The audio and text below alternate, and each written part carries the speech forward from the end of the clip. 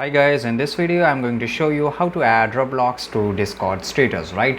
So as you can see here right now I am in Roblox and you have to just select your game and you have to click on play, and now you have to go back to Discord. So as you can see here right now that Roblox is added to my status, which is on left bottom side.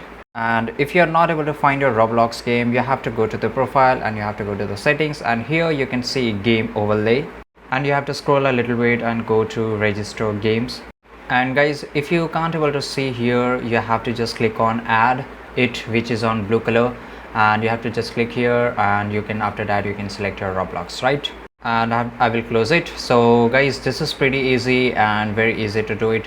And if you guys found this video very easy and helpful, just like this video, don't forget to subscribe our channel, press the bell icon, and see you in the next video. Till that time, take care, goodbye.